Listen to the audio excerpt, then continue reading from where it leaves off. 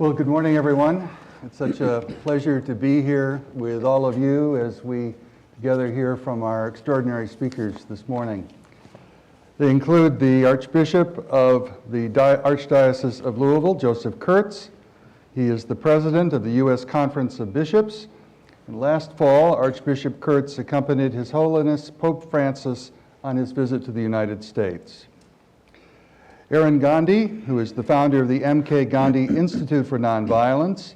He is the grandson of India's legendary leader Mahatma Gandhi. He is a Hindu whose work is influenced closely by Buddhist, Muslim, and Christian concepts of nonviolence. And then we will hear from the Reverend Dr. ALLAN BOESAK, a theologian, humanitarian, prolific author, and tireless advocate for social justice. During the 1980s, he worked alongside Desmond Tutu and Nelson Mandela to lead efforts against South African apartheid and to promote reconciliation. Each of our speakers this morning will talk for about 17 minutes, and then we will have a very brief response. And then after a break in the second hour, we would like to open it up to all of you for questions and answers. So to get us started, I'd like to call on Archbishop Kurtz.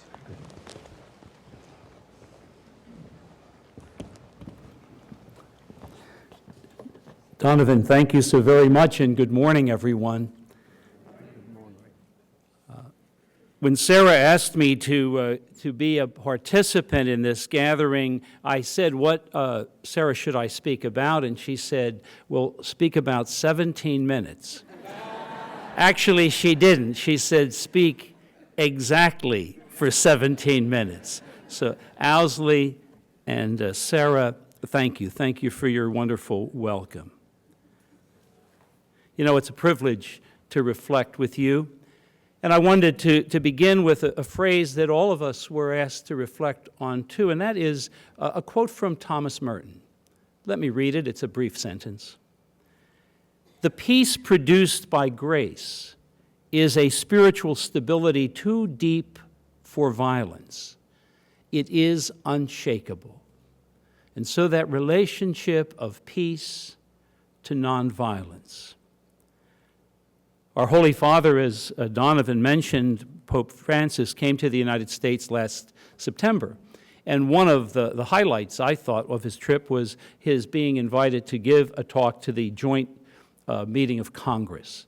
And when he did so, among the American icons that he mentioned, actually one of them was Thomas Merton.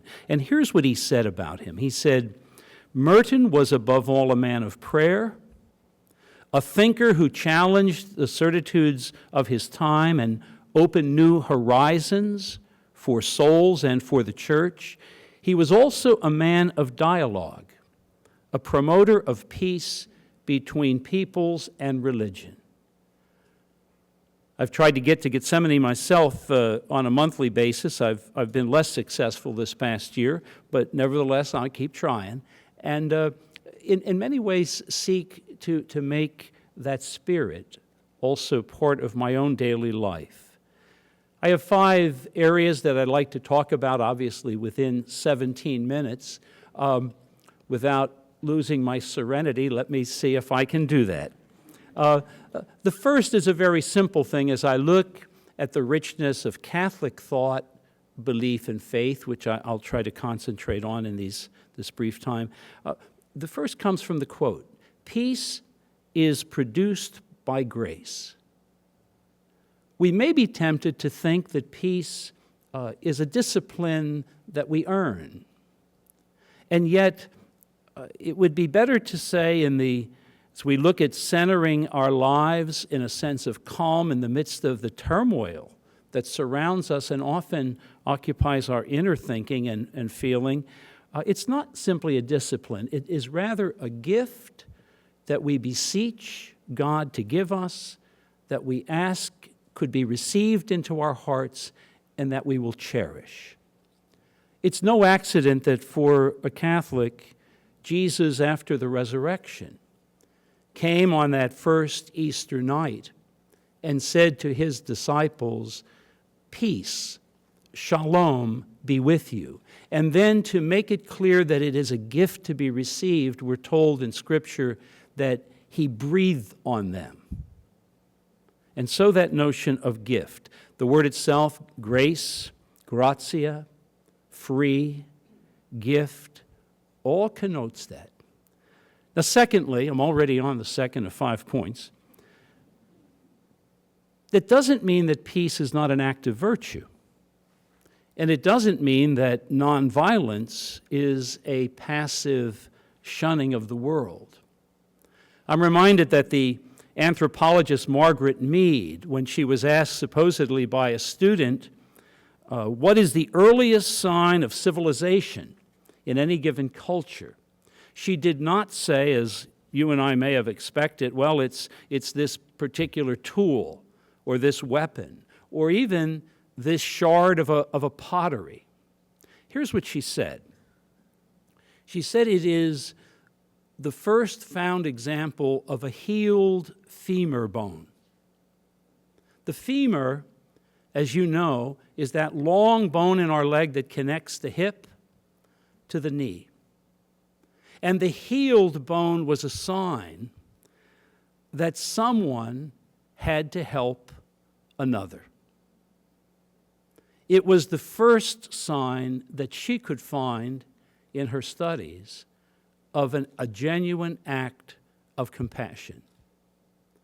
And so we have this notion of peace and nonviolence not being passive, but rather being an active reaching out.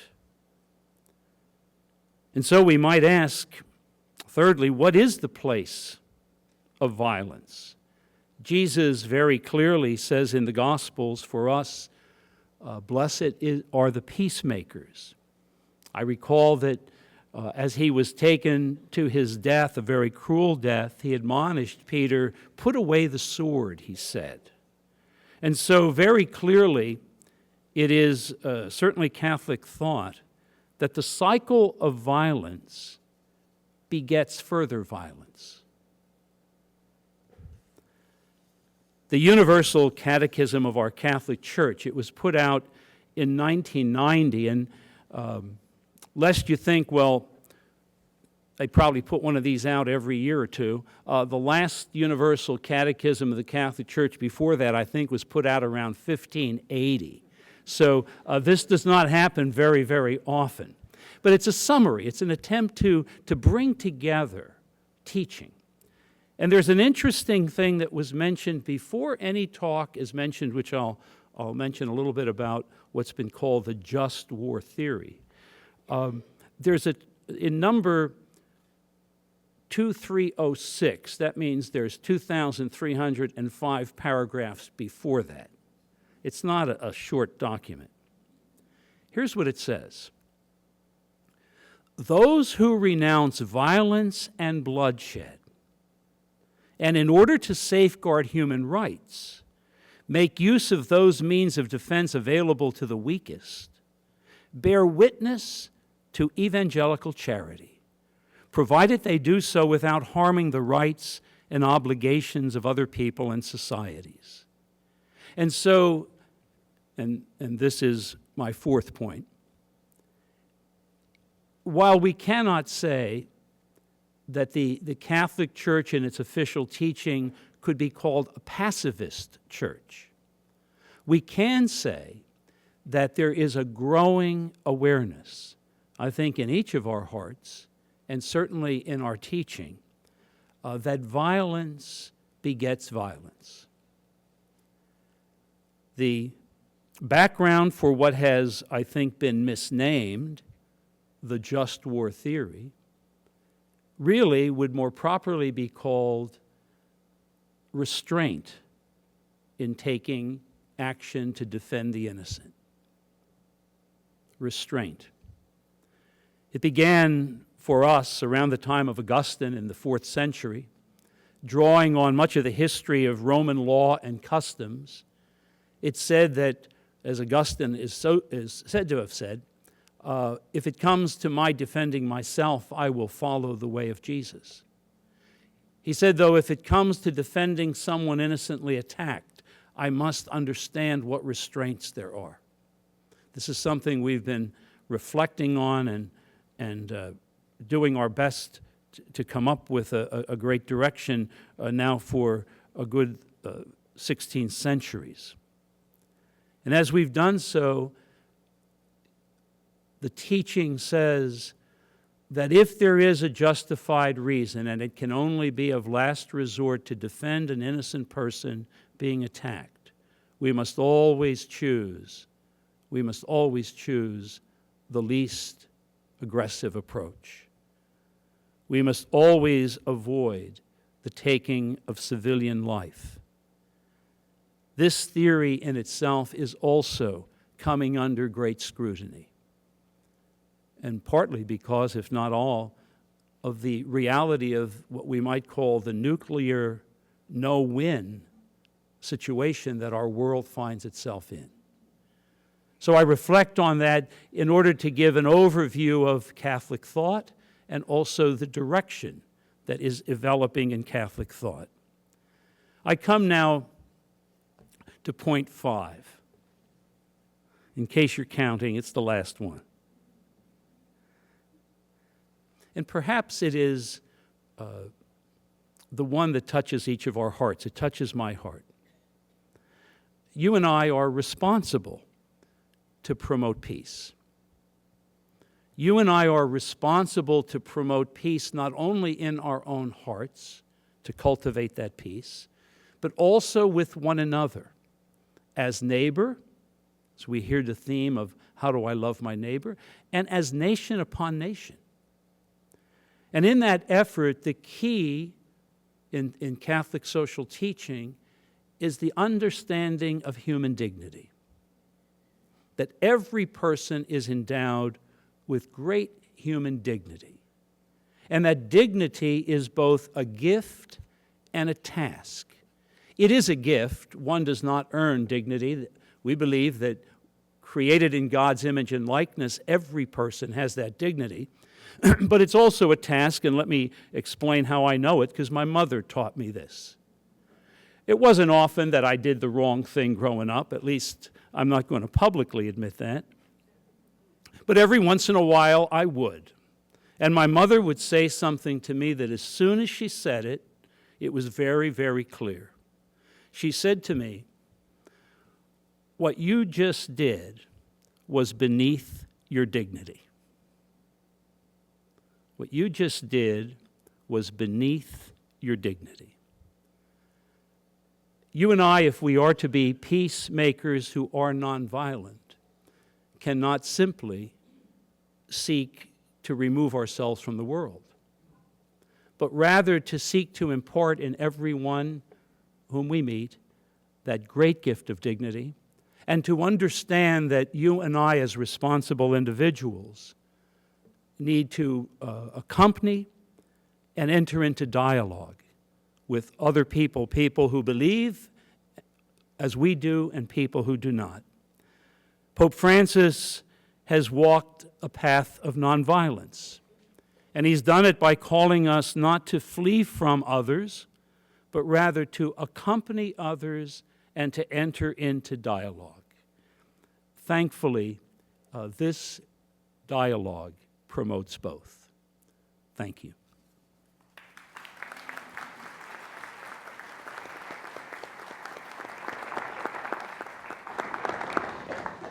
Well, Archbishop, I'd like to ask you some questions about this remarkable Pope. The world has embraced him for his simplicity, the joy with which he lives his life, his openness. How do you explain the phenomenon of Pope Francis? I guess when someone just tries to be themselves, good things happen.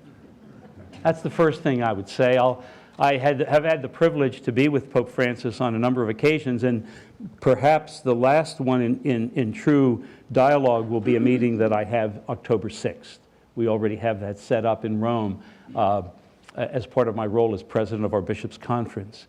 And I find that Pope Francis, first of all, I think brings what I would call a pastor's heart. He brings a desire to see the person in front of him and to I guess, celebrate that person's presence. What I was talking about as far as human dignity. I think whenever I've met with him, he's more interested in hearing what's happening in the United States and what I'd like to say than he is preaching to me. I hope I'm not preaching to him.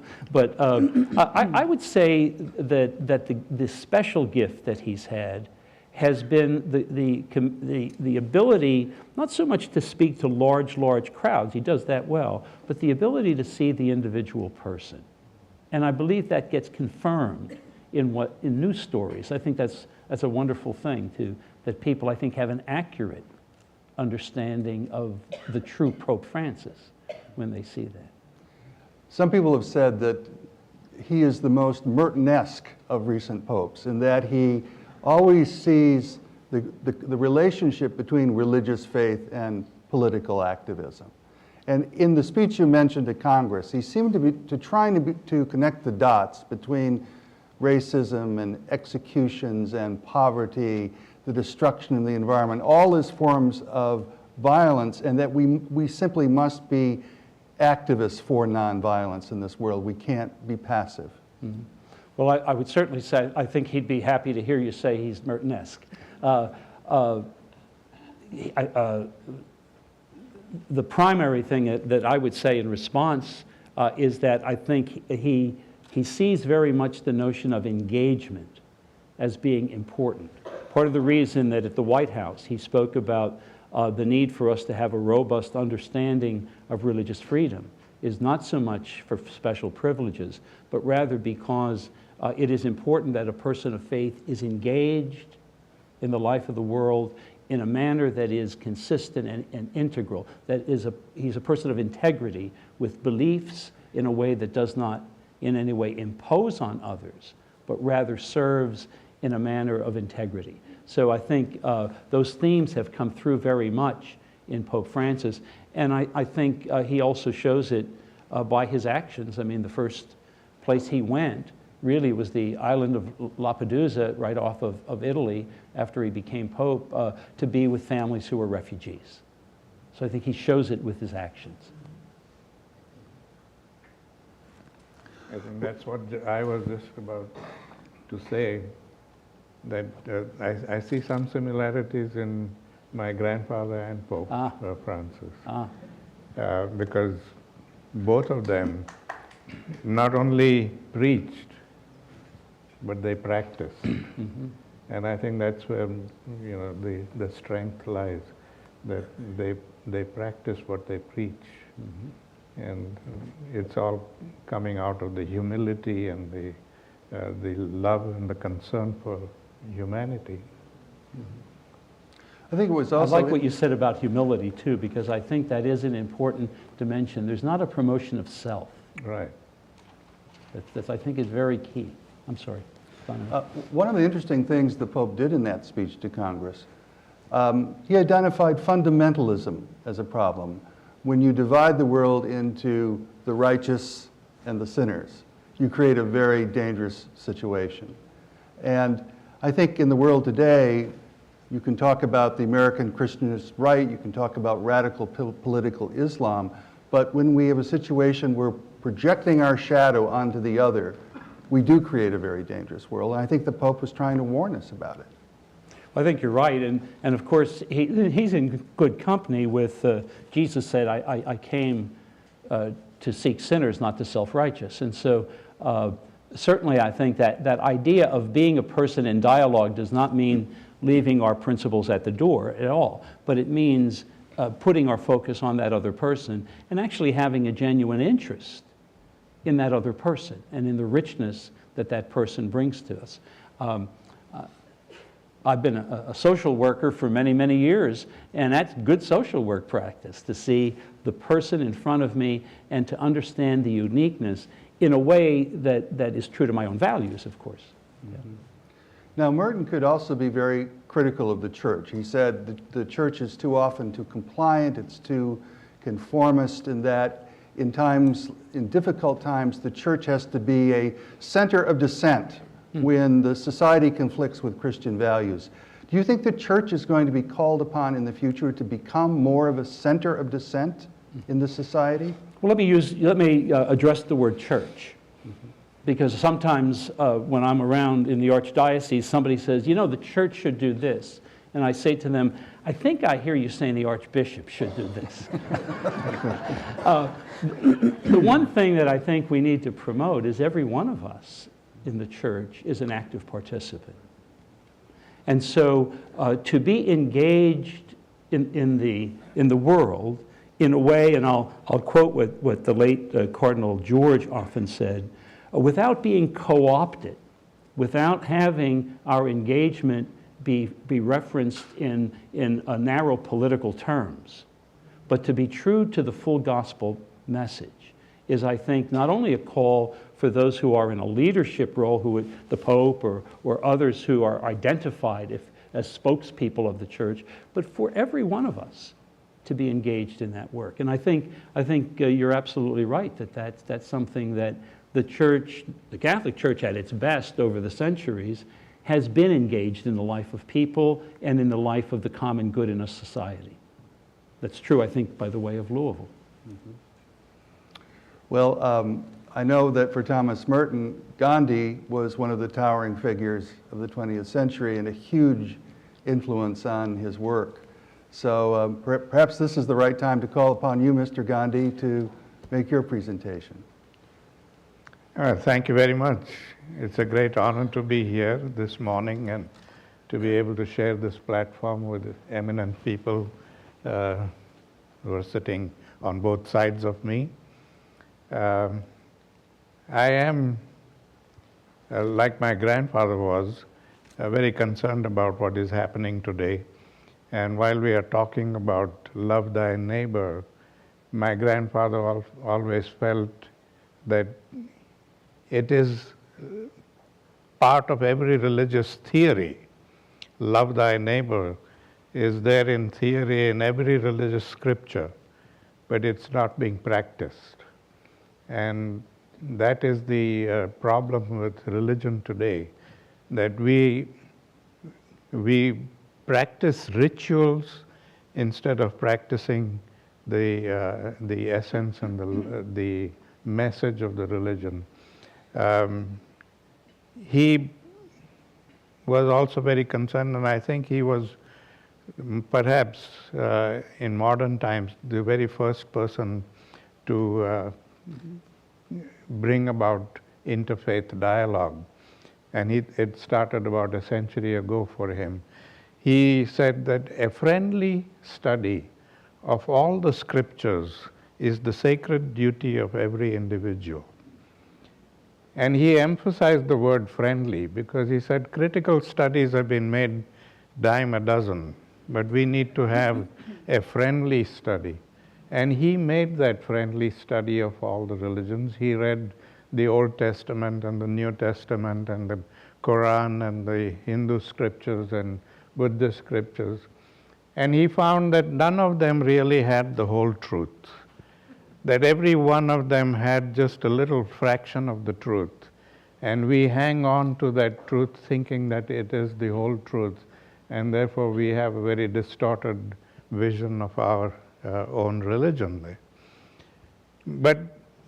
And he realized that the only way we can come to understand all the religions of the world is if we all come together and have a dialogue here and talk about not only what are the good things in our religion, but focus on what are the bad things that are going on in the religion and how can we change those bad things into good things. He practiced his interfaith. He not only talked about it, but he practiced it. So we were born and we grew up in an interfaith family.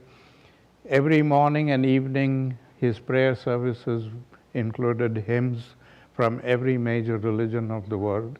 We would sit in a neutral place like this auditorium without any religious symbols except for a little candle, and we would sing all the hymns from all the religions of the world. And that is what I was brought up in, and therefore I feel comfortable in a church, in a Hindu temple, in a mosque, in a synagogue, wherever I'm called upon to be. I don't see any divisions there because, again, like what my grandfather said, religion is like climbing a mountain. We are all going up to the same peak, so why should it matter to anybody which side of the mountain we choose to climb up?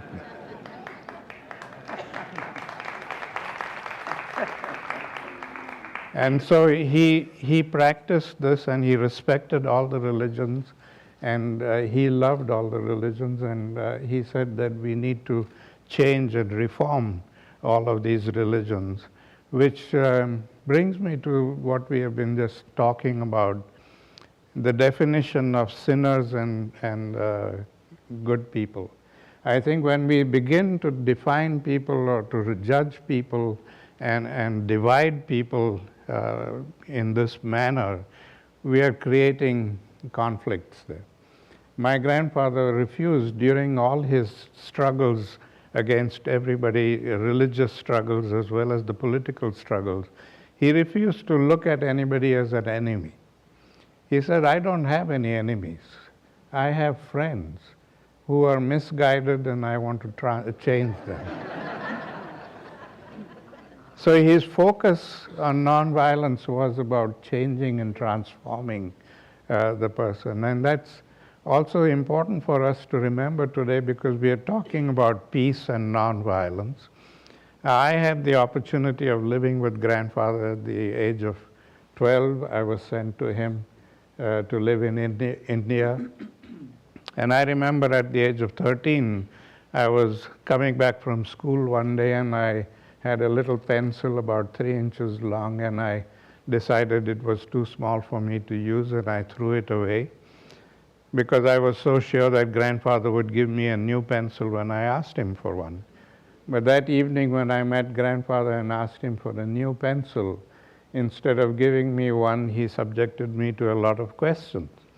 He wanted to know how the pencil became small and where did I throw it away and why did I throw it away, and on, and I couldn't understand why he was making such a fuss over a little pencil until he told me to go out and look for it.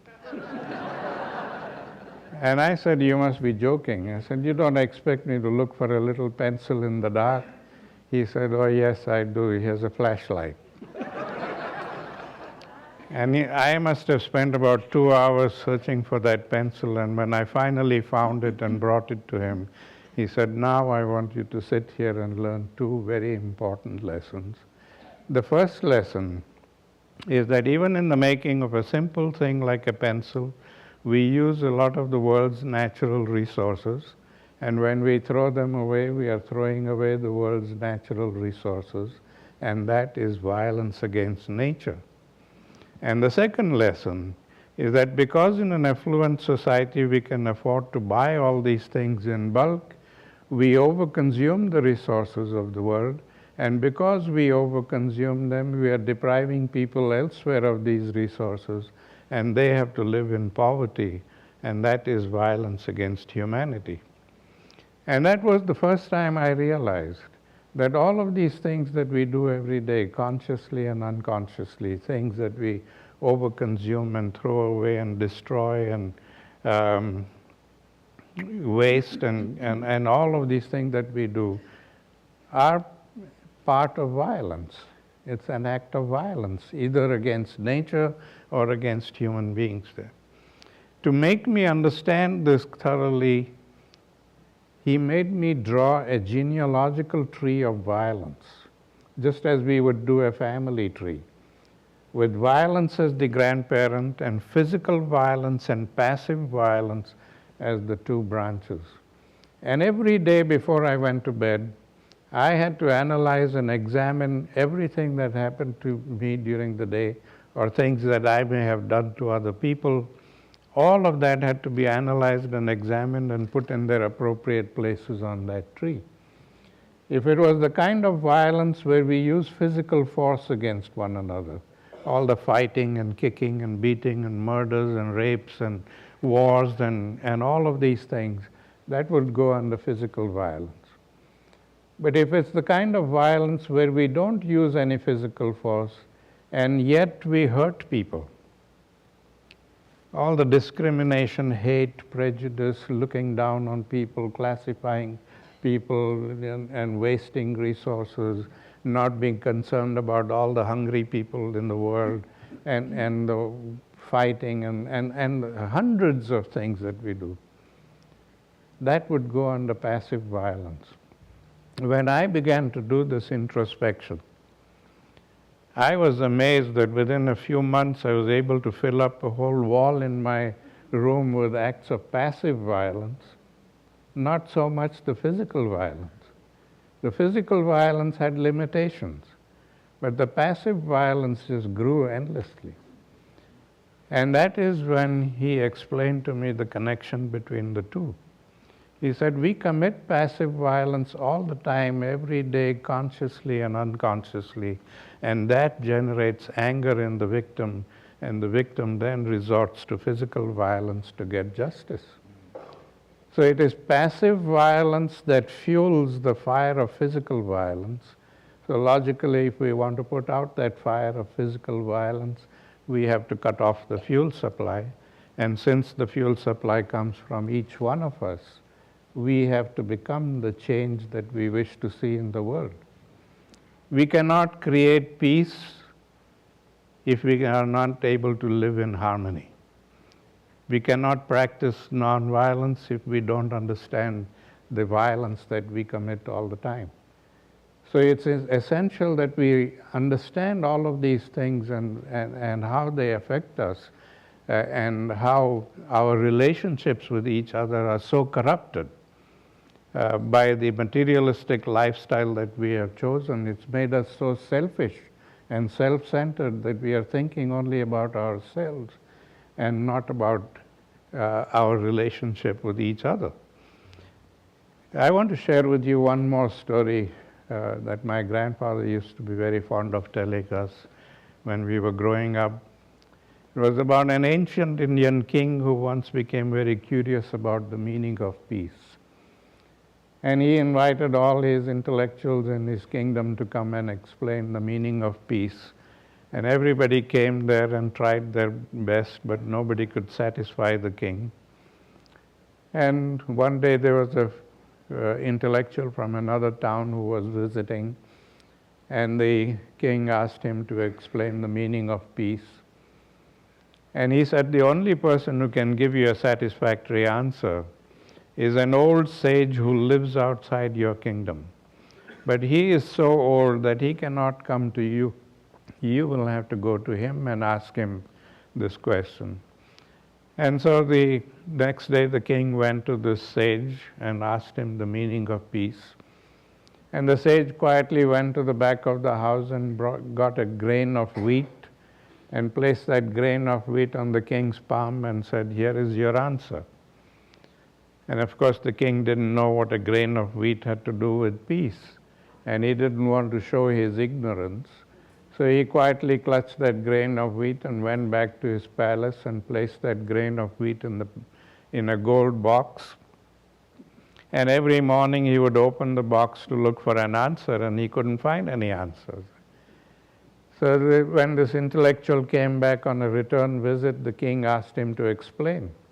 That you sent me to the sage, he gave me this grain of wheat, and I don't know what the grain of wheat has to do with peace. So please explain. And that's when the intellectual said, it's very simple. He said, as long as you keep this grain of wheat in this box, nothing is going to happen. It will eventually rot and perish, and that will be the end of the story. But if you had allowed this grain of wheat to interact with all the elements, if you had planted this outside in the soil, it would sprout and grow, and very soon you could have a whole field of wheat. And that is the meaning of peace. That if we have found peace in our hearts, and if we keep it locked up for our own personal gains, it will perish with us. But if we let it interact with all the elements, it would sprout and grow, and very soon we could have a whole world of peacemakers. And that is the meaning of peace. And so I have come here this morning to give you the grain of wheat that I got from my grandfather. And I hope that you won't let it rot and perish, but let it interact so that all of us together can transform this world and make it a better place for future generations. Thank you.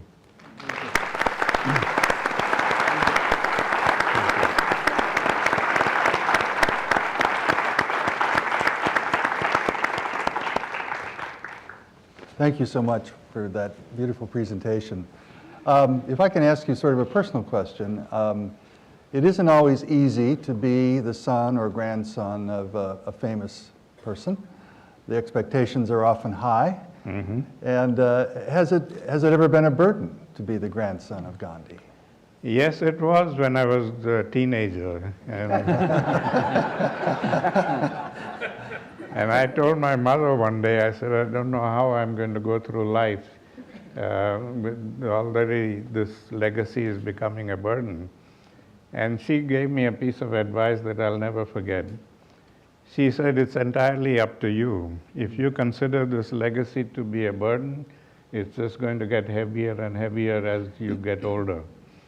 But if you consider this legacy to be a light that is illuminating the path ahead for you, it'll be much easier for you to deal with. Very good. So I've been looking at this legacy as a light that is illuminating the path and showing me the way, and so it's not a burden anymore. So you've been living in the United States for 30 years or so. So I want to ask you what you see when you look at American culture today. Because some people are concerned that we have louder voices talking in terms of racism and xenophobia and calls for violence and militarism. Are you concerned about what you're hearing in America today? Yes, I am concerned, and I was telling the Honorable Archbishop this morning while we were talking that it's very sad that the situation today that we find ourselves in is trying to bring out the worst in us, the worst in human beings. And this is all because of the power politics that are being played, and I don't want to get into that part of the whole thing, but it is concerning not only the United States, but I find this all over the world, that we have become so selfish, we have become so self-centered in every country. We are only thinking about ourselves. And you know, it's wrong for us to believe that any one country can find security or stability on its own. We may be the most powerful nation in the world, we could have the most powerful weapons in the world and have a great army, but we will not be able to preserve the security and stability of this country if the rest of the world is going down the drain.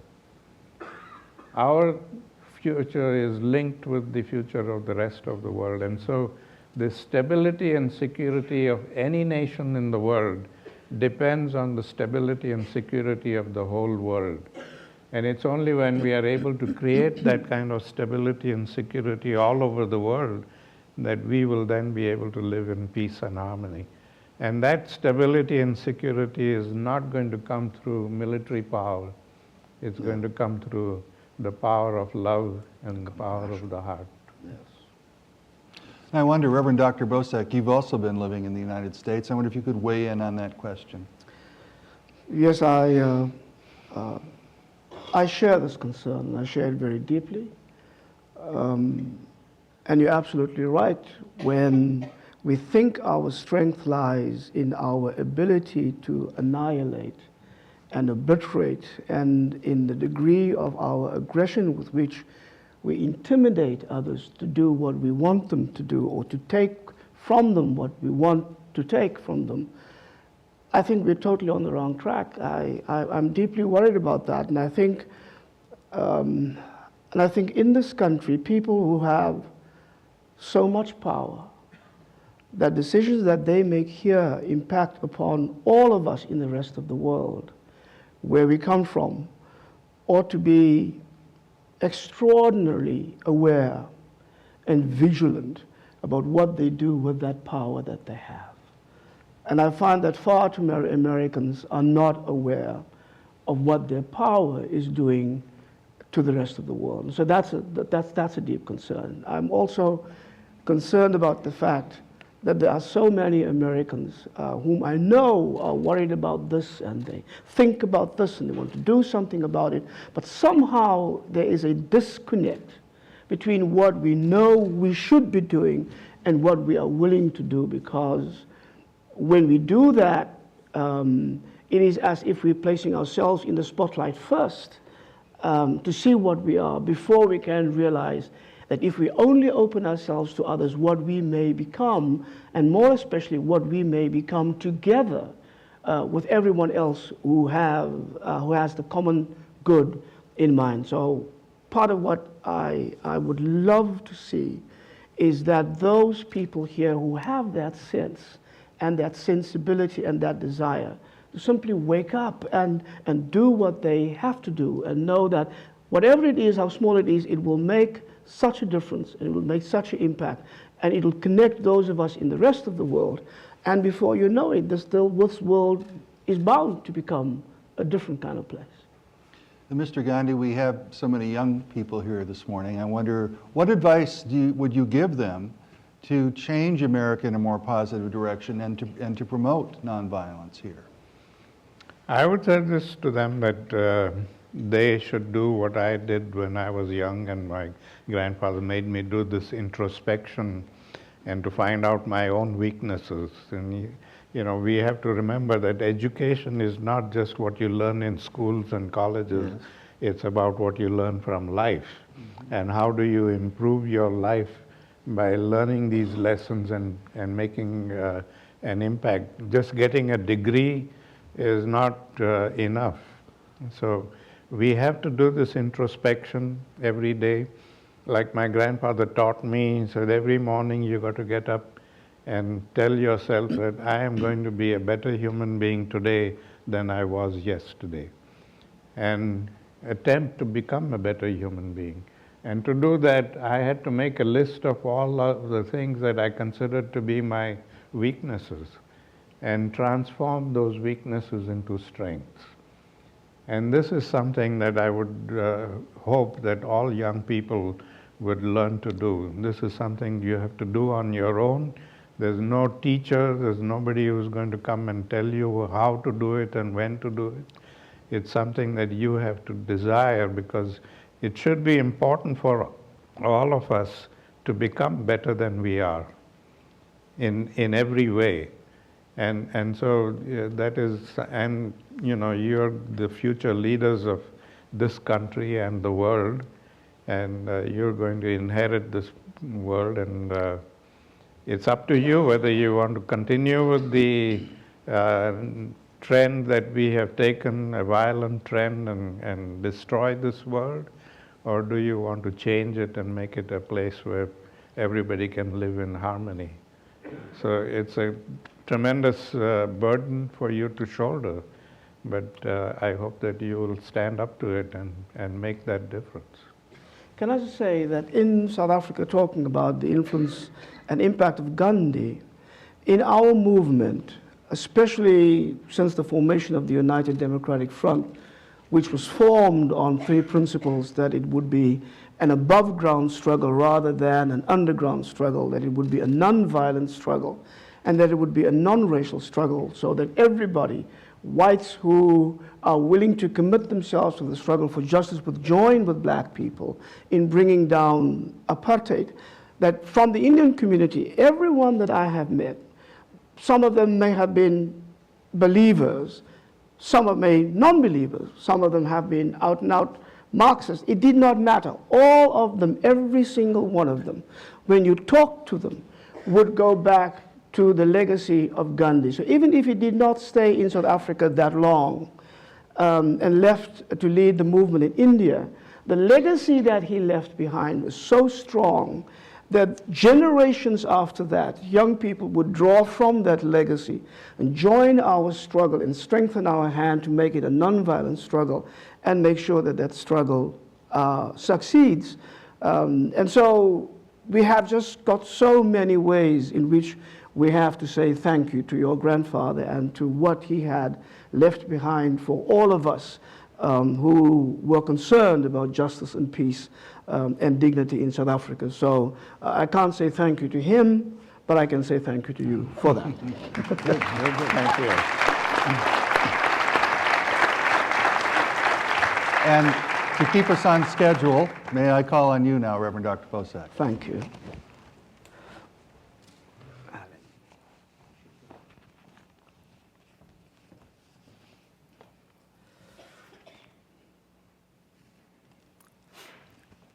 Her name is Nomondo Kalata. She is the widow of one of the leaders of our freedom struggle in South Africa, Fort Kalata, one of 4 young men waylaid, detained, tortured, and murdered by the South African security police in 1985. I preached at their funeral in July of 1985. In 1996, Mrs. Kalata testified before the Truth and Reconciliation Commission under the leadership of Archbishop Desmond Tutu. She had hardly started to speak when she suddenly broke down, threw her body backwards like this, and opened her mouth in a primeval scream of pain and suffering and grief. She did this, and it went on and on and on. The TRC and Archbishop Tutu and the people in the hall listened in stunned silence. They were awed. And this is how a journalist present there that day describes the moment. The starting point of the hearing, she says, was the indefinable wail that burst forth from Nomondo Kalata's lips, the signature tune, the defining moment, the intimate sound of what this process is all about. And ever since that scream was uttered that day, the question is, what pathways to peace, reconciliation, nonviolence, justice, and dignity does Nomondo Kalata open for us? The call to reconciliation, the necessity of reconciliation, the challenges, the risks that come with it, its meaning, are all embodied in that one cry. Today, almost 20 years after the Truth and Reconciliation Commission, after the euphoria of a freedom fought for but not yet gained, after forgiveness given but justice denied, after sacrifices made in hope on top of sacrifices made in struggle, and with Nomondo Kalata's cry still ringing in our ears and in our hearts, we have learned in South Africa to speak of reconciliation, but less triumphantly, more thoughtfully, with less certitude, but with more conviction, with more humility and even greater consciousness of the presence of God.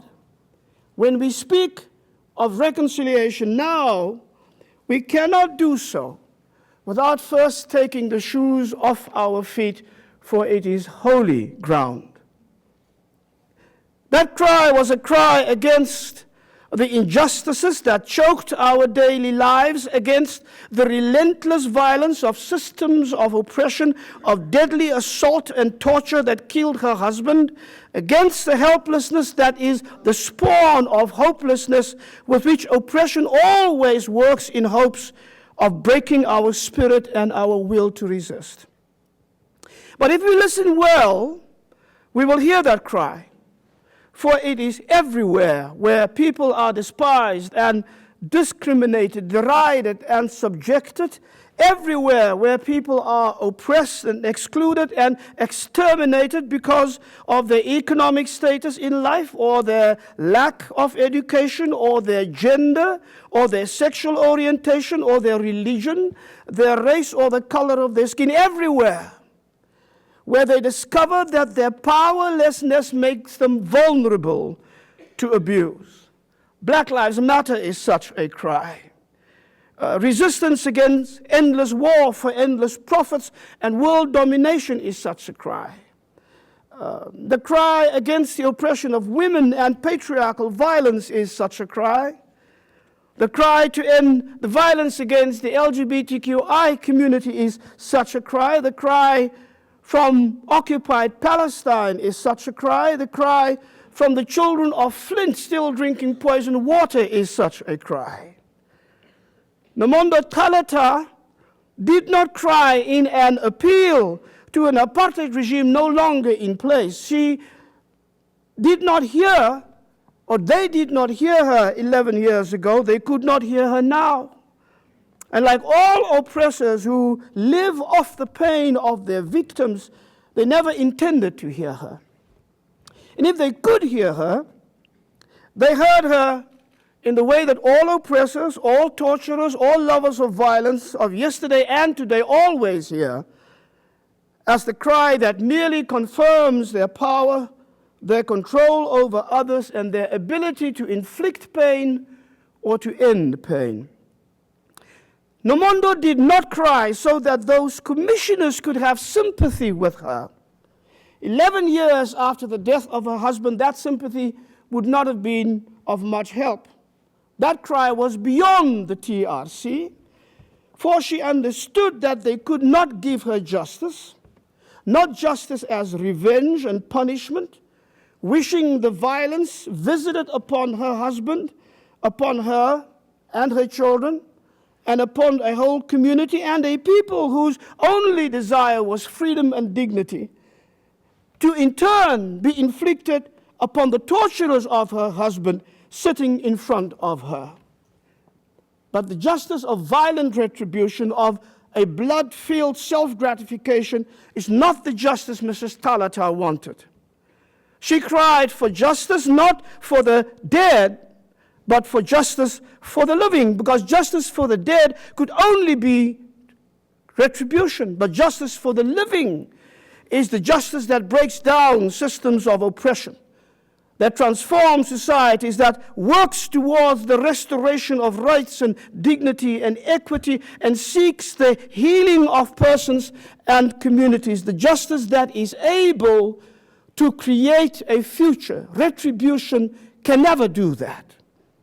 She did not cry to white South Africa either, the majority of whom did not want to hear such a cry, who recoiled from it because the hardness of their unrepentant hearts could only fearfully conceive of a black revenge, of desperate excuses for the inexcusable, or of a feverish desire to just move on. Their wish was not for her or her family to find peace, but for the whole country to seek refuge in a collective amnesia.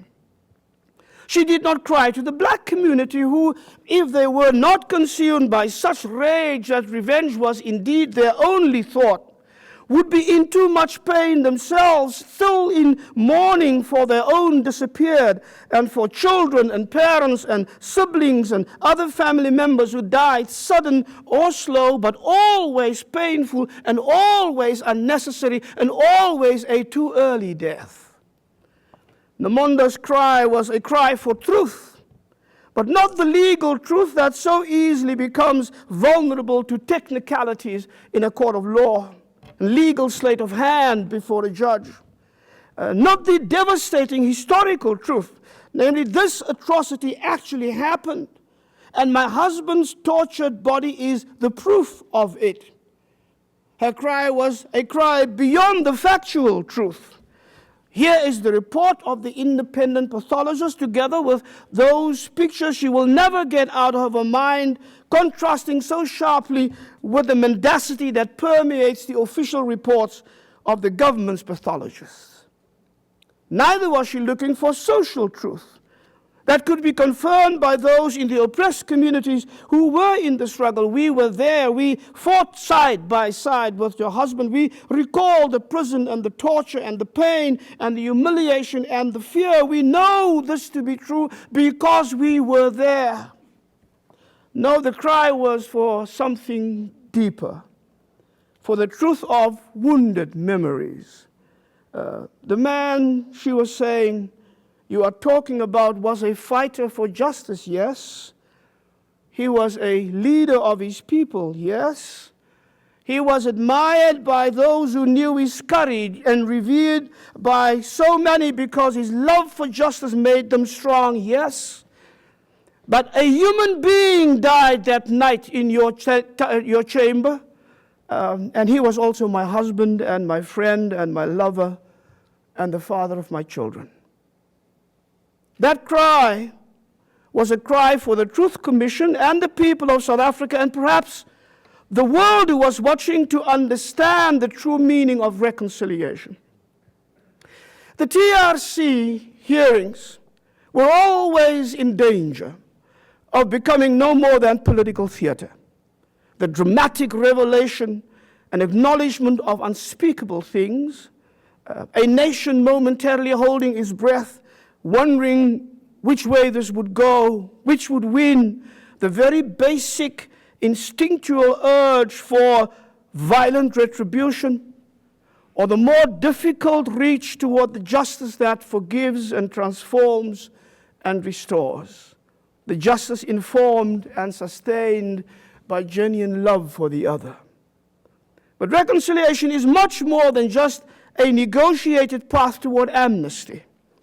It is, Christians are reminded, a call for Christian discipleship. It is a gospel imperative. It is a call upon us by the God who in Jesus Christ is at work reconciling the world unto God's self.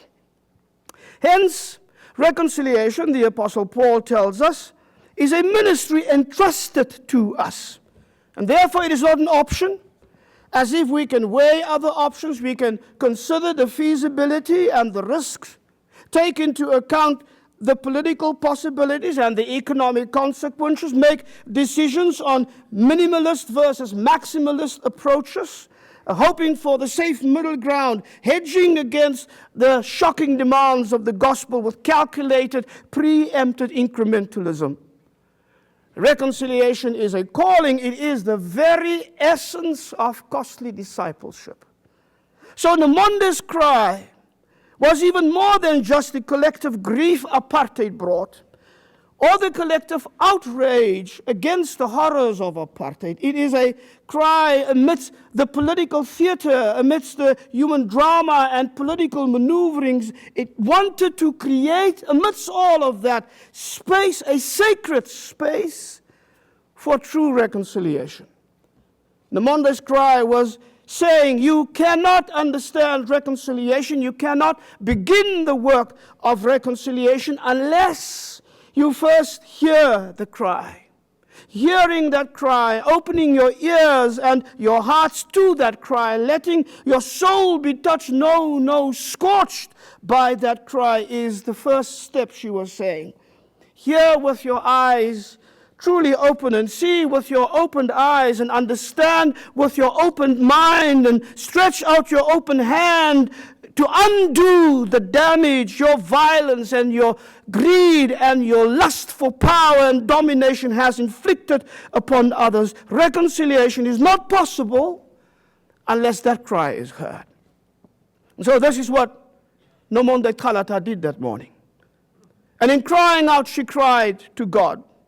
Not the racist, genocidal God of apartheid who blessed our oppression and made the Afrikaner people so exceptional, that exceptionalism that does what exceptionalism always does, make for themselves a God whose chosen people they become with the right to steal and destroy and enslave and dehumanize. She did not cry out to the God of pacification black people were told to believe in and too often did. The God who has children whose lives are precious and at the same time stepchildren whose lives do not matter. The God who takes no issue with injustice, the God who blesses violence, the God whose prophets cry, peace, peace, where there is no peace. She cried out to the God of justice and peace and of love and compassion, of grace and mercy. Hence that cry is not only a definitive moment, it is a defining moment. And for people of faith, it is also a decidedly self-critical moment. I say that because in South Africa, we, who knew better, people of faith, failed to make of our reconciliation the process that would become the real, radical, revolutionary, and transformational reality we know that the Bible tells us it should be. We have not been willing or ready to understand that reconciliation, if it is to be meaningful, durable, and sustainable, should be real and radical and revolutionary. It is real and not a cover for political pietism and Christian quietism. It is radical because it is about much more than harmonious personal relationships. It is about the restoration of justice and rights and human dignity. It is never shallow, but it goes to the roots of things. And it is revolutionary because it seeks the transformation of persons and societies, their systems and structures. It seeks the transformation of the world. It is the ministry through which God is reconciling the world unto God's self.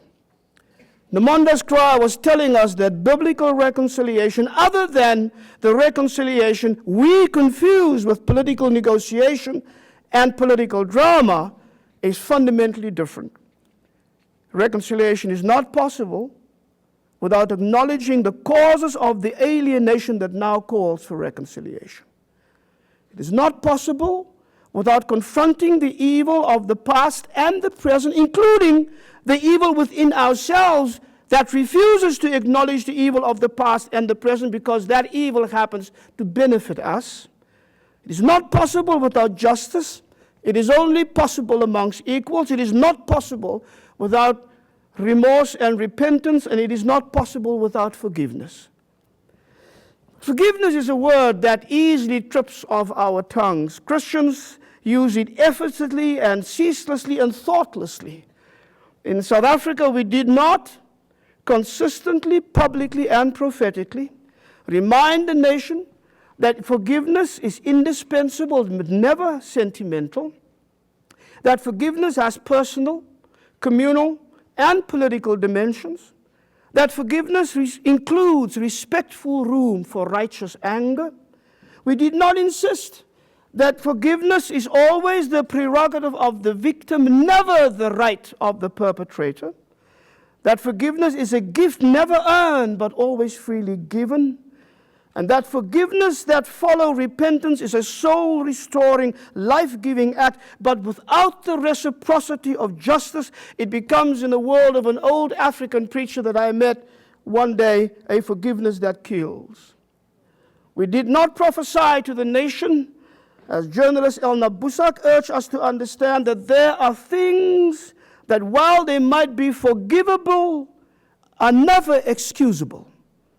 And so we did not understand that only through the grace of God do the inexcusable become forgivable. And we never asked what the political implications in our situation of that might be. So Nomondo Talatai's cry, my friends, is not really an indefinable wail. It is a ringing call to conversion. It is a cry to us to listen, to hear, and to respond, and having heard, then to walk in the ways of justice, peace, and love. Mrs. Talata says that she had not really cried in all the time since 1985. First, she says, it was because people told her, being pregnant at the time, if she cried, it would emotionally disturb the baby. And grief that deep certainly would do that. But I wonder whether she had not ever cried in the privacy of her home, perhaps. But then I thought about the fact that she had small children. And in our cramped, tightly packed, thin-walled township dwellings built for black people, there is no such thing as privacy in your home or from the neighbors next door. And so maybe she did not cry, knowing how devastating for a child it is to see the tears of a parent. So why did she choose the TRC, this most public of public platforms, in front of the nation and in front of an international television audience, to utter that wail? I think it was because that moment was her first encounter with the torturers of her husband, with their arrogance, their unrepentant braggadocio, and their offensive certitude that there was really nothing that she could do to them. It was a moment she could not face without her God. So that also became her moment before her God, to confront God with her unreleased grief, with her unrelieved pain, and her unanswered questions. For her, that was the moment when the words from the Bible became inescapably but mockingly real. Vengeance is mine, says the Lord. Beloved, do not be overcome by evil, but overcome evil with good. But what does it mean when your grief has torn your soul apart? And so that is why the cry was beyond the understanding of those who heard it. But because it was a cry to God, it was also a cry of resistance. Not resistance against apartheid, but resistance against the temptation to hate the men in front of her, to inflict upon them the pain they made her husband endure for 3 weeks, the pain that would never leave her or her children. It was a resistance against the temptation to shun them, to simply turn her back on them, to shame them, to make them feel something of the shame they should have felt in killing her husband, but even now seemed incapable of feeling. It was a cry to God because she knew that in that hearing, on that stage, in that politically created moment where so much was predetermined and so much was at stake, so much beyond her will or reach, she was powerless. She needed a power that was beyond her earthly power.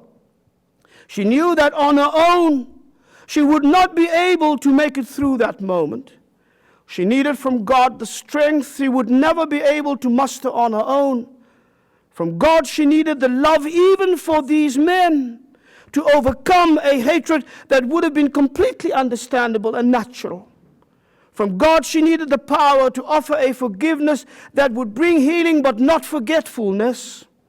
From God she needed the grace to find a peace anchored in something deeper than the false peace of quietism, of resignation, or managed desperation.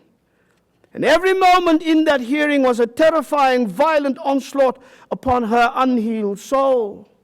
And the cry was not the cry of an emotionally disturbed or distraught or unstable woman. It is as if in that moment she had heard Thomas Merton, that the Archbishop explained to us so beautifully.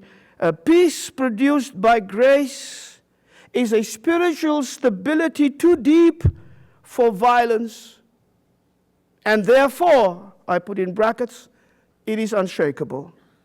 That is what she left behind, and that is what is driving hundreds and thousands of young people on the streets of South Africa today to even now, in a nonviolent fashion, reclaim the justice that they were denied 22 years ago. The violence that killed her husband in front of her set those violent men of the apartheid regime's killing machines. In their eyes, she could still see, if she had wanted to, the simmering violence that tortured her husband with a blowtorch, the doctor determined. Was it the calm, detached violence of a person only doing his job? Was it the dedicated violence only intent on getting information? His well-trained mind always ready to call it something else, not violence, but something useful, something politically prepackaged, something palatable, a euphemism like enhanced interrogation techniques, perhaps. Was it a gleeful violence, such of one drenched in hatred of black people, or the fanatic, sacralized violence of one doing this for God and country? In the end, it did not matter. Like Hannah in the first book of Samuel, Nomonda Kalata cried out against the violence surrounding her, pouring out her soul before God, from whom she expected mercy and peace and grace. And like Hannah, Nomonda knew that there is no rock like our God. Like Hannah, she knew that in the face of violence, the bow of the mighty are broken, while the feeble gird on strength. And that's the strength to endure and to forgive and to love. That's why she cries out. And uttering that cry is the beginning of life renewed, of hope restored, of struggle rejuvenated, of sacred wisdom reclaimed. So, the men who tortured her husband and walked away that day unrepentant and untouched, do they have peace? No. But Nomonde Kalata has peace. It is a peace resting in faith. It is unshakable.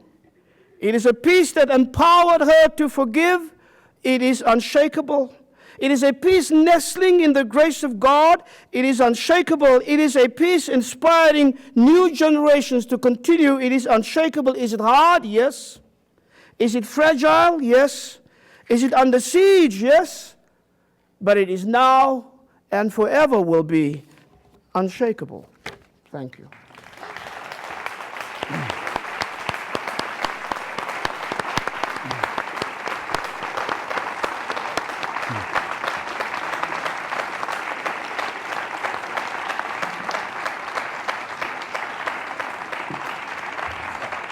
Archbishop Kurtz, I know you need to leave us soon. You have a plane to catch, but I wanted to give you the opportunity to respond to the powerful statement we just heard. Well, let me, first of all, thank you, Doctor, for your very strong statement about what it takes, if you would. I'm thinking of Bonhoeffer's word that, yes, of cheap grace, and the need that peacemaking calls from the very depths of us, if our forgiveness and peace-giving is going to be real. I'll say something about perhaps our Holy Father to end and connect. And that is, I believe, one of the great tensions, but one of the great gifts that Pope Francis gives us is the need at the same time to both seek conversion and change in our own lives and to be people of joy. Yeah. And not to say, well, I'll be a person of joy when all of this is taken care of, but rather the call to be joyful now. And I will get back to, I think, what Mr. Gandhi said so very beautifully, and that is that takes great humility. Yeah. And it's been a privilege for me to be part of this gathering, but I thank you for the opportunity to present that. Thank you, sir. Thank you for being here. Thank you.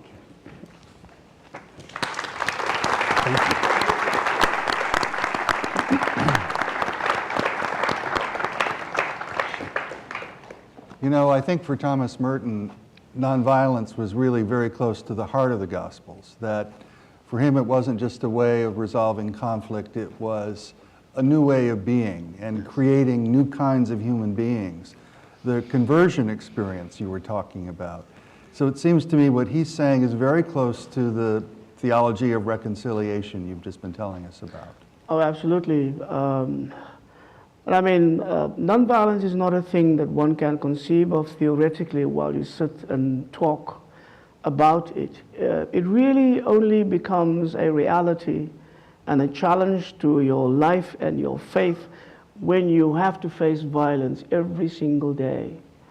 In South Africa, Nelson Mandela had explained how over 50 years, the African National Congress on behalf of South Africa's oppressed people have pleaded, have knocked on the door, have written letters and petitions to the Queen and to the South African governments, successive governments. And he says every single time we have knocked on a closed door. And by 1960, the South African government has effectively shut off every single avenue of peaceful change in the country. And that is when the ANC decided to form a military wing. That was 1960. 20 years later, when our new generation took up the struggle, we had to struggle with this thing.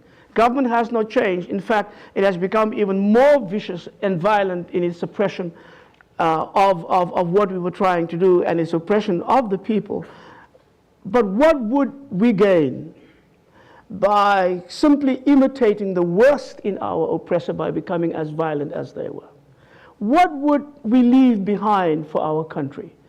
By the middle of the 1980s, I could not find any political analyst or journalist who would guarantee that South Africa would come out of that situation without a major civil war, a bloodbath. And I mean, there were points in our lives then that I thought, this is the way it's going. And one of the miracles of our situation is that we did avoid that bloodbath. And that was because there were some of us who said, even in the middle of the struggle, with all that violence, you remember, by 1986, with the first state of emergency, there were 40,000 people in detention without trial. There were 40% of them were children under 18 years old. There was violence on the streets every single day. We had funerals week after week after week. I was weary of seeing blood. And to create in that situation, deliberately, thinking of the future, a space for reconciliation. A space where we could say, in this little space here, we will not allow the blood to wash away our desire to be one people together one day in peace. That is what saved us. But it takes not just dedication, it takes a sacrifice that I still cannot find words for. And that is why when I think of the people of South Africa and I think of their sacrifices, that is what strikes me most. And that is what I love most about our people, that they did not only endure, but they made sacrifices so that one day for white people, we could say, this country still, like we did in 1955 already, South Africa belongs to all who live in it, whether they be white or black. And if you will, and if you join us and you stand with us, we can build this country together. That, to me, is one of the greatest achievements that we have. Thank you so much.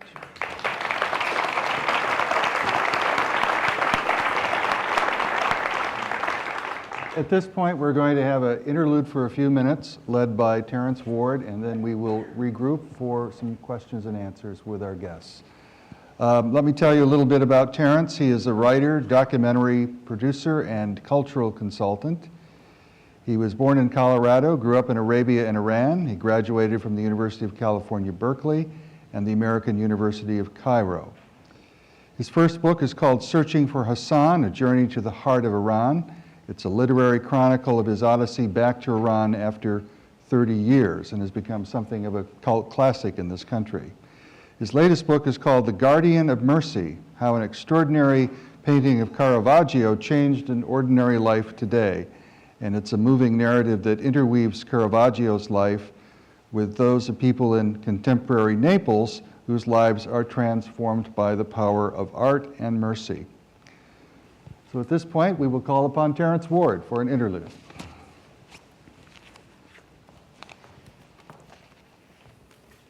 Buongiorno, fratelli e sorelle. Good morning. I bring you greetings from Italy. Special thanks I would like to extend to Christy Brown for the kind invitation to be with you for this brief encounter. And it's poignant that we've been speaking about sacred wisdom, about loving thy neighbor, because this painting that you see here is one of the great embodiments of that in an image. The traditional role of art has always been to illuminate the common man. And I, with my wife Idana, discovered this story by chance. It was not expected, one of those brilliant surprises in life, where if you're open to it, you can be drawn into another world. Now, we happened to be in Naples, the city of her grandmother, and we were traveling through the streets in a very difficult area called Spaccanapoli, where we were drawn into a church.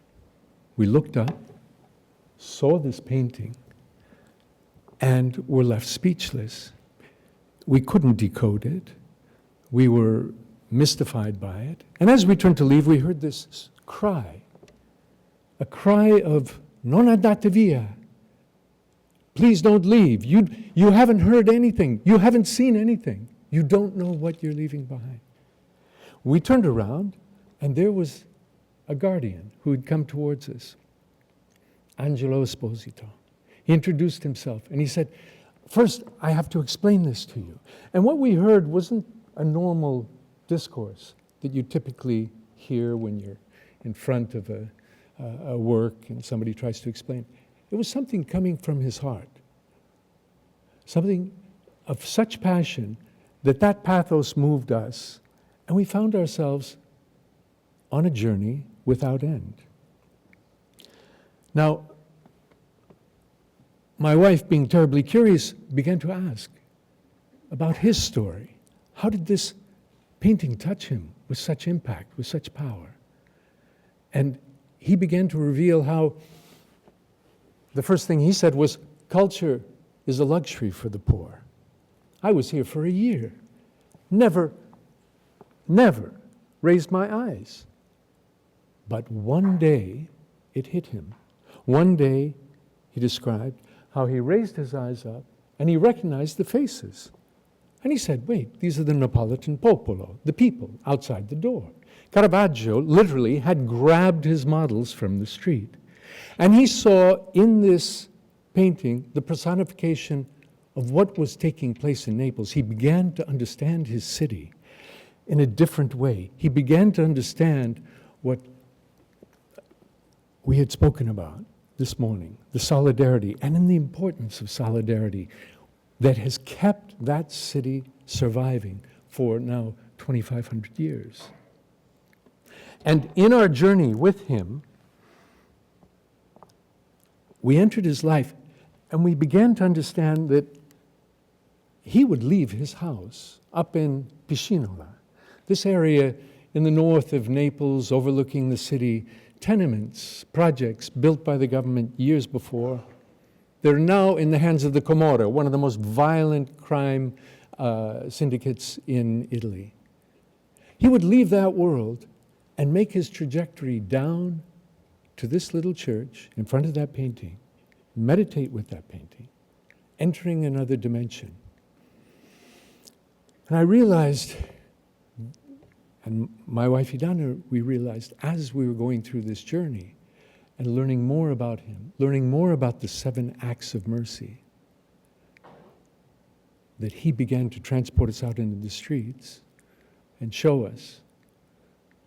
We realized that there was a story here to be told. Now, the 7 acts of mercy are a profound piece of Matthew 25. Elaine Pagels, some of you may know, the writer of the Gnostic Gospels, has once described it as the great jewel of the New Testament. And what is it?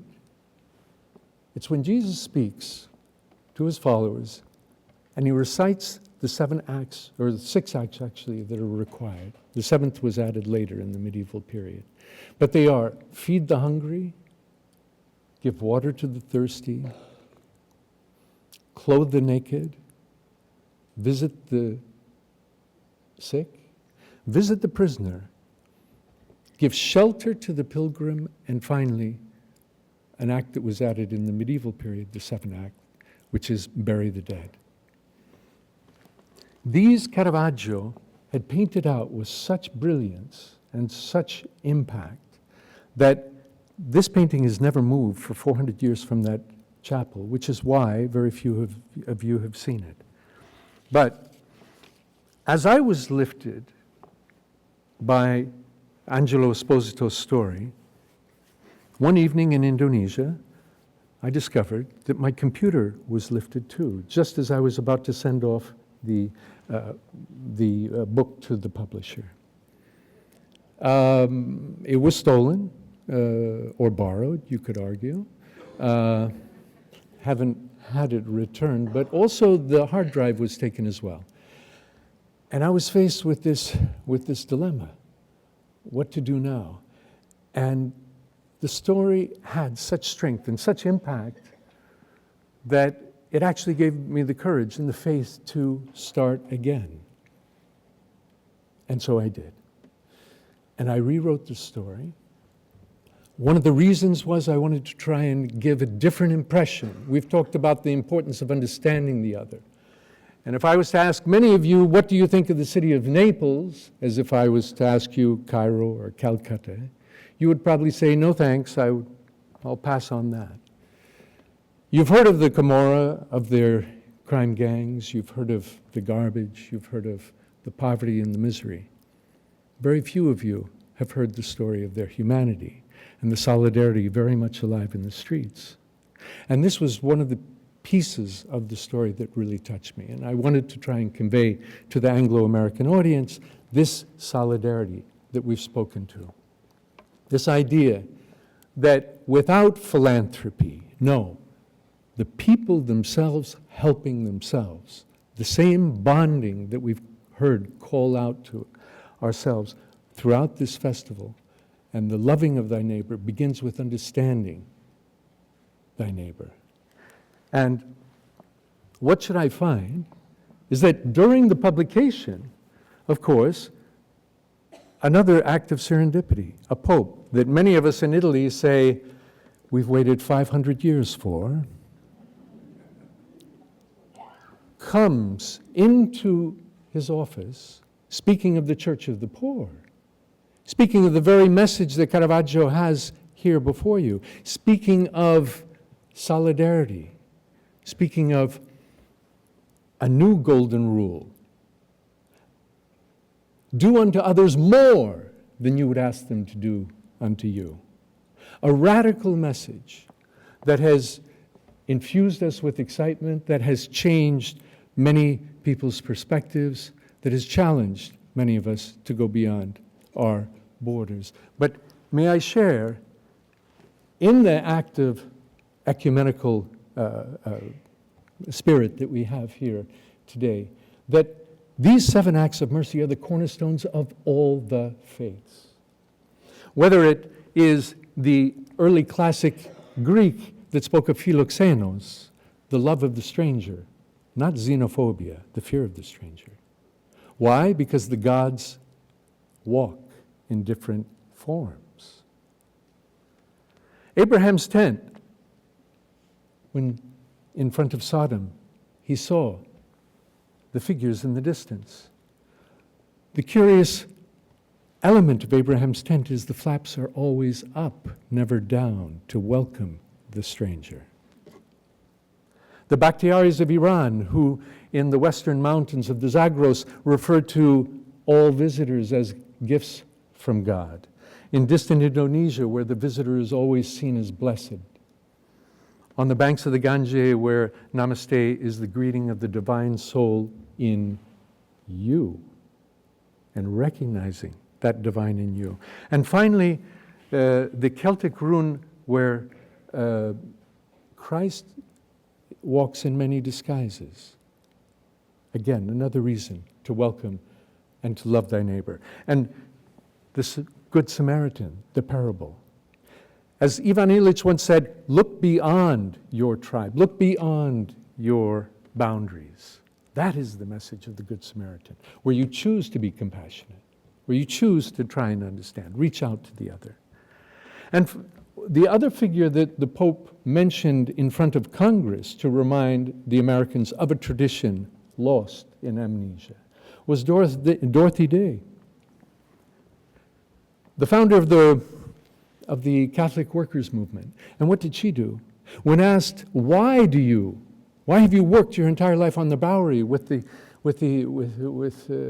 winos, with all of the fellas that have been washed up and cast aside on the streets of New York? She said, well, it's not because I see the face of Christ and no. She didn't reply like Mother Teresa. She said, because each of them are the Christ. Which goes back to the Buddhist teaching that each of us have the Buddha within. And by recognizing that, you cannot demonize the other. It's impossible. Now, I'll end with James Joyce, an Irish writer of note that humbled Samuel Beckett to such an extent he only wrote in French. Being Irish American, I decided I would take a stab at English. But James Joyce once said, for sacred art, for art to sing, it has to move from the provincial to the universal. It has to move from the mundane to the mythic. In his case, Dublin became the universal city. Leopold Bloom became Ulysses. Well, I would say in this painting of Caravaggio, what he has done is taken a street of Naples and raised it to a universal image, a city.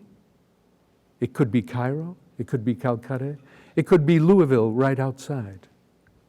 And in these tender acts of these people, all helping themselves, no philanthropy, the solidarity of binding that fabric of humanity together, they've all been raised from the mundane to the mythic, but more importantly, with each act, each of these people dragged from the street that were put on this canvas, he has rendered what Tom Waits once said, all the profane is sacred.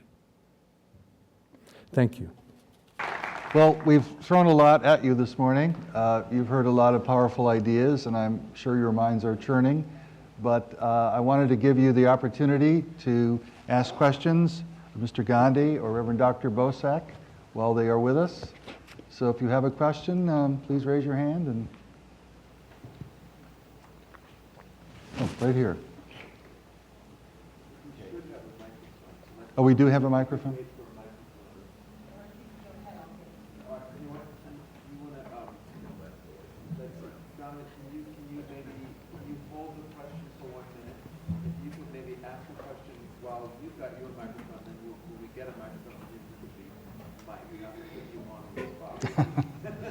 That's quite all right.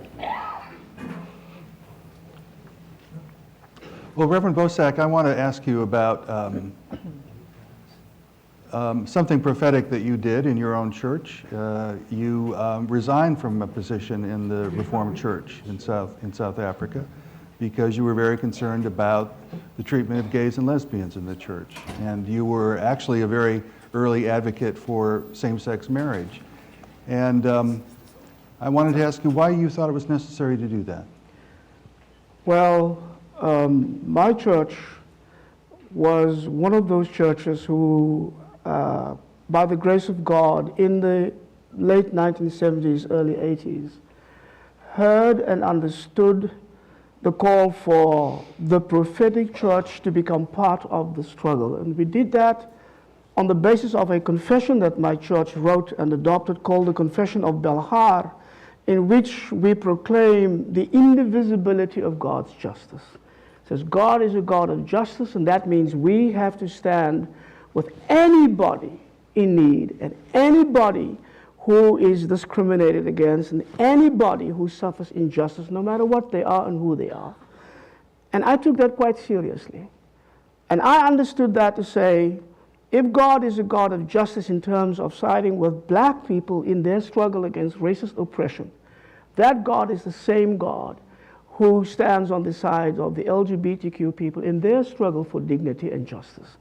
And if God makes a choice for us, it is not because of the color of our skin, it is because God is a God of justice. And God expects God's church to stand where God stands. So on the side of the vulnerable and the poor and the destitute and the oppressed and the sat upon and spat upon, which in every way to describe it is their situation. And I thought if my church were so clear on the issue when it came to racial justice, we ought to be as clear when it comes to the issue of gender justice or just sexual justice for people. And when my church, having adopted that confession, standing upon that confession, chose to stand against the LGBTQI persons, even those who are in the church who look to us for succor and for refuge, because outside in the community they were hunted down. And in South Africa we have a thing like that they call corrective rape. So gangs of Christian young men go out and they look at lesbians and they take them and they rape them, and it's not a crime because it's corrective. It corrects them from the wayward ways in which, if you have that kind of situation and you dare not speak out, So that day, my confusion and I must say my outrage was so great that when the church took that, and the way our people in that church gathering talked about LGBTQI people, I just thought, I will remain a member of my church, but I cannot be in an official position that will defend this church and speak as if I am a spokesperson for this church. So I walked away from all those positions. And I told my church why I walked away. And that was in 2008, that's 8 years ago. And this is the way God works. Last month, I got an invitation from that church that I walked away from in 2008, and they're gathering in their synod again this year. And they want me to come and be their speaker on this particular issue of the Belhar Confession. I told them, you know that I'm going to raise this thing again. You know I'm going to call you up. But I don't want to go because I don't know what's going to happen. And I'm older now, I'm not as brave as I used to be. But I'll see. So I just could not stand there and take our brothers and sisters who are gay, lesbian, and queer, and intersexual, and trans, and throw them to the wolves. And the wolves at this time were not the wolves from the forest, but it was the wolves from the saints of God, who ate them up and spat them out and left them on the street. I just can't take that. So that's why. Well, I'm glad I was able to ask that question. And you have a microphone, sir? First of all, it's on? It's on. As a gay man, I appreciate that I didn't have this microphone, so I could hear your answer. First of all, an observation, love your neighbor. I have heard many women, mothers, who have taken care of children so much that they forget about loving themselves. And so I always point out the commandment says, love your neighbor as you love yourself. That mothers tend to give, and forget about taking care of themselves. So it's not love your neighbor as you love yourself, which includes the golden rule, of course, which is part of the golden rule. So that's my little observation to that statement, love your neighbor. My question, or further observation, Mr. Gandhi, is about weakness, because we live in a culture where you all want to win. Everybody wants to be strong. It is the strong who survive. And so in particular, you mentioned these young people. So to say, to learn that the most important lessons may be when I lose, rather than that I'm always going to be the one who wins. And that losing or admitting weakness, in this culture in particular, it goes so much against the whole thrust of the direction of the culture. Well, I don't think that this culture is right when it's all about strength and overcoming other people. I think it's a very wrong attitude. We are all human beings, and we should love and respect everybody as human beings. And in that, feeling, some people win, some people lose, some people are strong and some people are weak, and it all goes together. But if we have that, the prevalent culture of being always strong and being able to overcome all people and all adversities, I think that's what leads us to the mess that we are in now. Do we have another question? Chris is going up.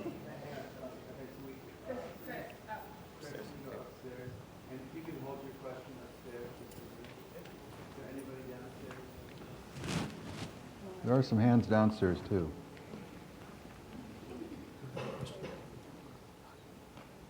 Thank you.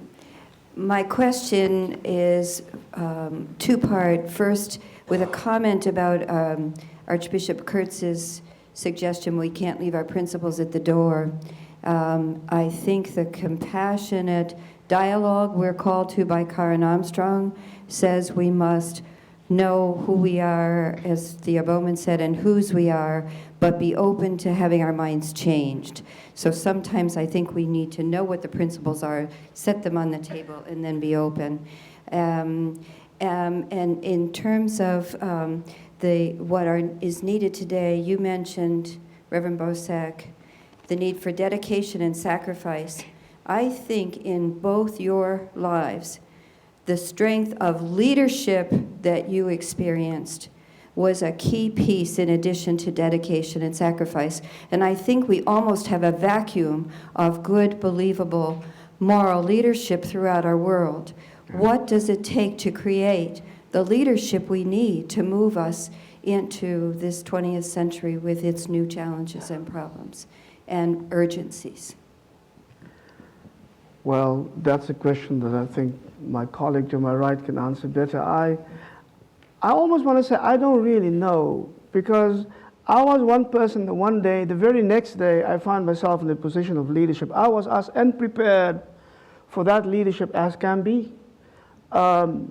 I did not know. I mean, the only comfort that I have is God must have seen some usefulness in me.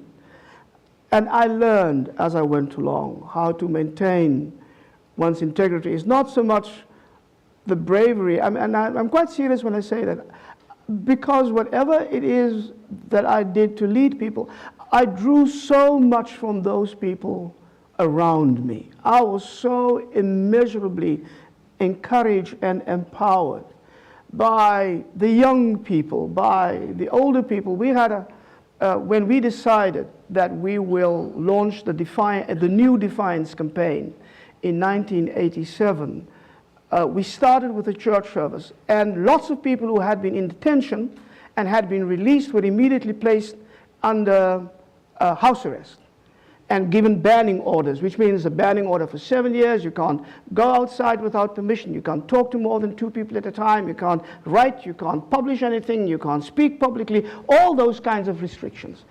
And when we decided to defy, we meant the laws that still remained in apartheid.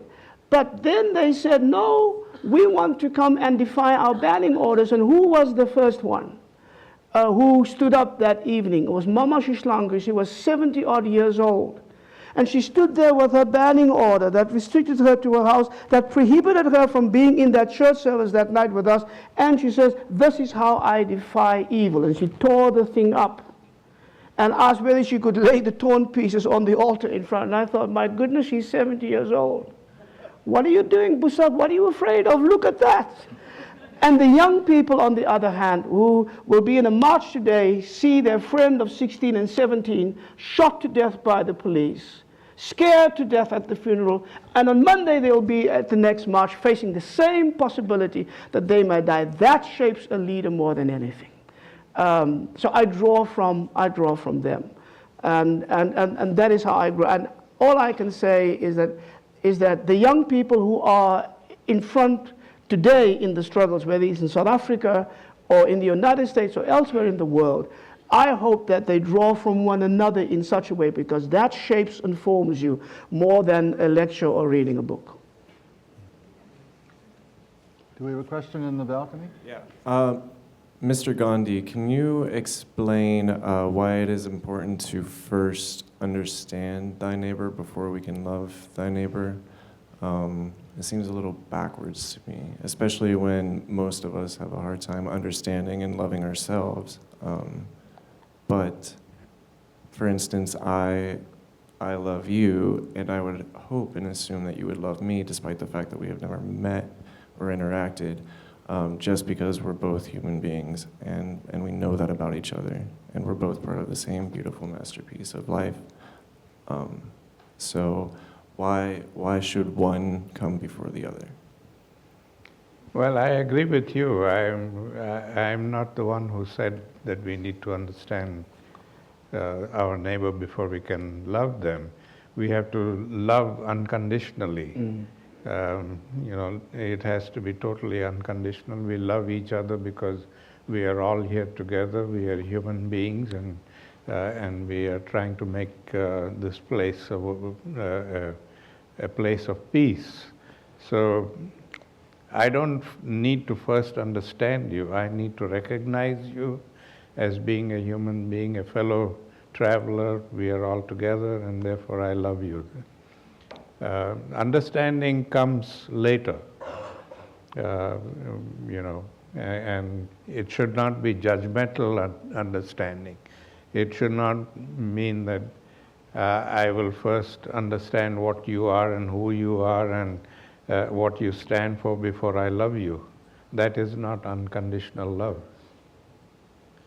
I'm afraid we're getting to the end of our session here, so I just want to say thank you so much to Mr. Gandhi and to Reverend Dr. Boesak. It has been a blessing to have your presence with us today. Thank you.